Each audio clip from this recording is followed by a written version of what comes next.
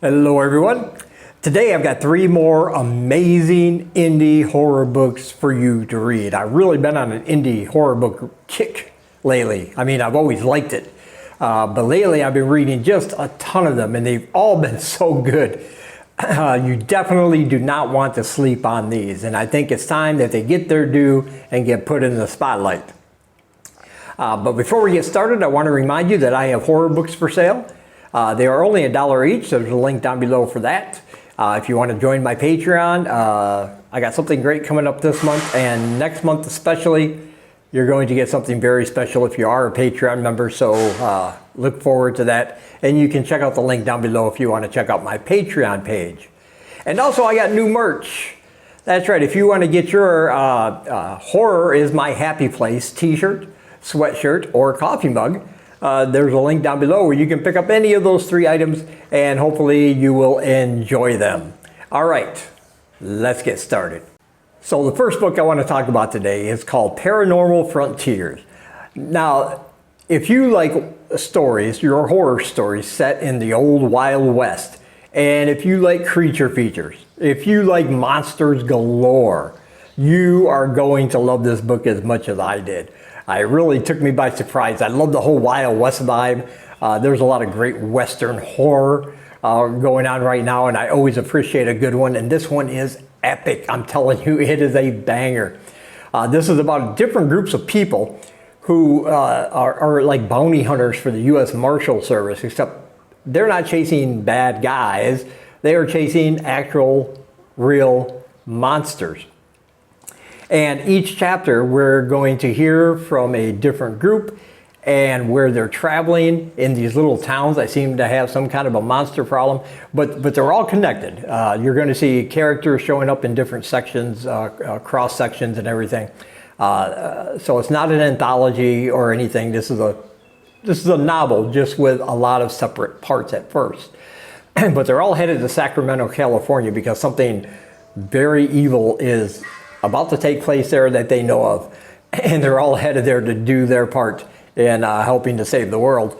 But along the way, we're going to get to hear from all these groups. I mean, you got a doctor, you got a priest monster hunter, which is awesome. You got a guy who's 40 years old, and back at that time, that's an old man, so he's about ready to retire right now, but he's still a badass, one of the best in the business. You even got a female gunslinger who also happens to have a secret of her own that she needs to keep from these people, and you're going to have to read about what that is. But they got all these great, amazing characters, and we're going to see them as they stop in these small little western towns. And they're going to encounter all these great creatures. Now, what kind of monsters are we talking about here? Well, pick one. Just pick one. That's how epic this book is. Like, it does not just stop at one particular kind of monster. You have zombies. You have vampires. You have werewolves. You have shapeshifters. You have wendigos. You have creatures from legends and lore in other countries who happen to be crossing the border into this part of the United States that they're going to meet up with. Creatures that you might have never heard of before. And fairies. Yes, fairies. One section here deals with some very evil fairy folk. One of our group is going to have to take care of if they want to continue on their way. This is a fantastic, like I said, epic, sweeping, Wild West monster hunting novel. It's got a lot of blood and gore, of course, but it's got great characters, all working toward that same goal. The ending is just an amazing spectacle because they are outnumbered by all these monsters, and there's going to be twists and turns and what's going on and how this all came to be, and you have to read about that. But the whole thing is fantastic. It's just filled with action, filled with creatures, filled with horror, and great characters. I absolutely loved it. And of course, I highly recommend it to you, and there's a link down below where you can pick up your copy through Amazon. And next we have Dead End Tours Into Deep. This is the 3rd Dead End Tours book I've had the privilege of reading. Thank you to the author for sending me all 3 copies. I've reviewed the other 2 already on my channel earlier. This is the 3rd one in the series, and the setup for each of these is fantastic. You got a group of urban explorers who take money and have customers to come into these abandoned, haunted locations that have some kind of odd or supernatural or evil history. And they give them tours of these places, pointing out, telling stories about some of the history about the place and some of the evil, horrible things that took place there. But in each of these books, and this one is no exception, there's also a human element of fear and terror involved. I mean, this one takes place in an old abandoned amusement park. Checks off one of my boxes right there. There are a bunch of people who dress up as clowns walking through this amusement park, but they're not the bad guys, because included in this group now are a group of what they call clown hunters. They came with weapons and they want to hunt down these people who dress as clowns because they think these people are evil, there's something wrong with them, and they are putting it on themselves to eliminate these evil people who dress up as clowns, because they all have this great fear of clowns. But as the story progresses, this is a story about a witch back in the 1600s. She was killed for witchcraft. So a certain affluent man could take her property that he'd been trying to get for a long time. He just wanted her land. So he accused her of witchcraft, killed her, and she put a curse on him and his whole entire bloodline. Anybody that owns that land in his bloodline after that was going to be cursed and die a horrible death unless they gave her back the land. And throughout the years and centuries, she's been coming back and trying to keep that curse alive, keep that promise. Because every time she's refused, every time somebody said they're not going to give that land back as it passes from hand to hand, we are going to go back in time and see and experience and feel how they actually died in the most horrible, brutal ways possible.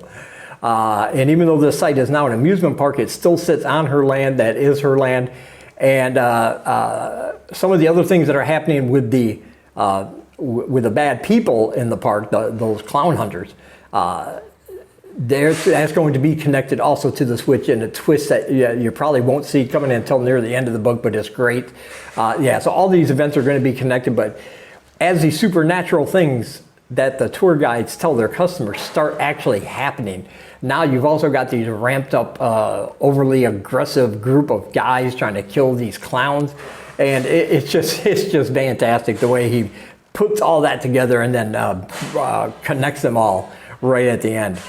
This whole series has been like that. It follows a great formula and a fantastic writing style. It puts you in the past when they're talking about the things that happened in the past.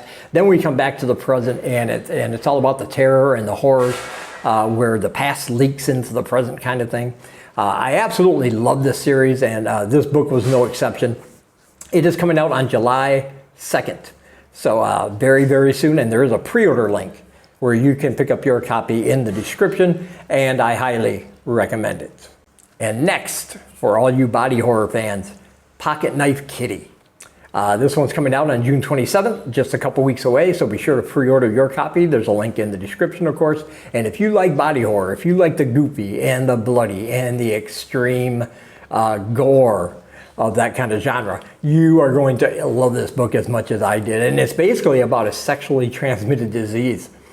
But it's a weird one, because once you are infected with it, the only way to get rid of it is by having sex with somebody else and giving it to them. So it passes from person to person to person, and you never know who is the carrier of this disease.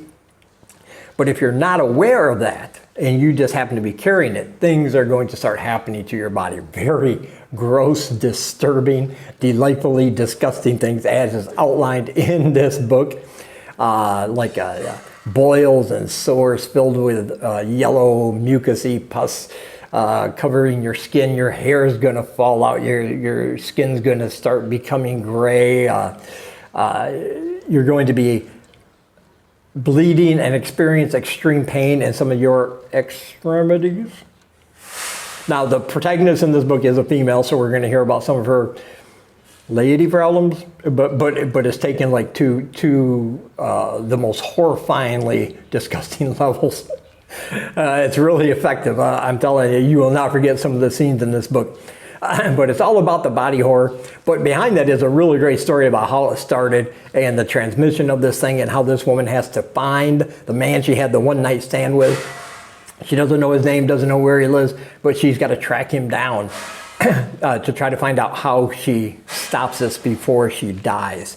And it might just be too late by the time she's able to actually do that. It's a fantastic story, and it is extremely bloody and gory, very goopy and drippy, and all that good stuff. But I absolutely loved it. And if you like your body horror extreme, you are going to love it too. I highly recommend this book. Not for the faint of heart, but definitely enough people out there, I think, that are really, really going to enjoy this one as much as I did.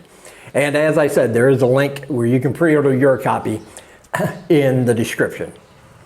And as always, I want to say thank you for taking some of your time and spending it here with me. And until we meet again, keep reading spooky, my friends.